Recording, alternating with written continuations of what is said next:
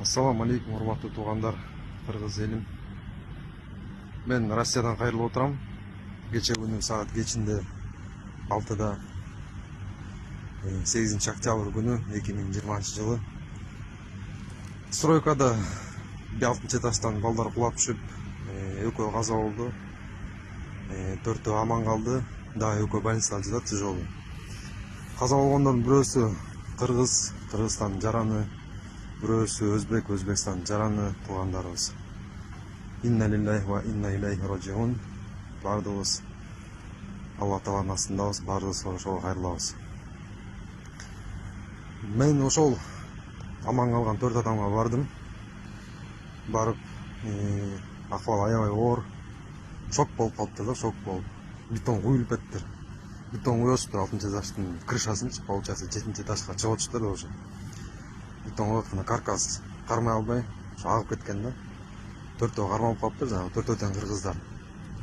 Жап-жаш балдар. Говудуга алып барып объяснение алып атат.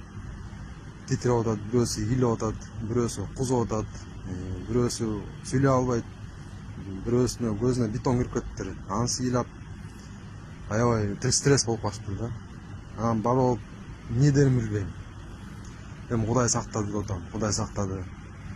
Анан таң калган айттым эми Кыргызстан оңолот. Кыргызстан мындай бир оңолот. Ама Садыр Жапаров келди. Оңолот десем, үчөө тең башын көтөрүп ии дейт. 4-үчүсү улуу байке экен. Алла маху үчөө тең ии дейт. Жасканды билбейт. Окуганды билбеген жап-жаш балдар. Россияда иштеп жүрүшөт да. Стройкада. Жас. С моих слов написано верно деп жас десем жаза албайт. Ошол Россияда стройкада иштеп жүргөн баланын үмүтү бар. Те крышада бетон куюп аткан баланын үмүтү бар. Үмүт бар биздечи. Садыр байке меске кайрылам. Алып кеткиле, бизди сүйрөп кеткиле. Башчы керек бизге. Эл кыйналды.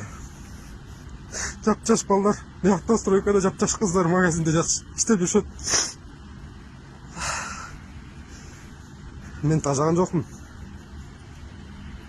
Мен намыстанып атам. Оорум ооруп атат ошол балдарга.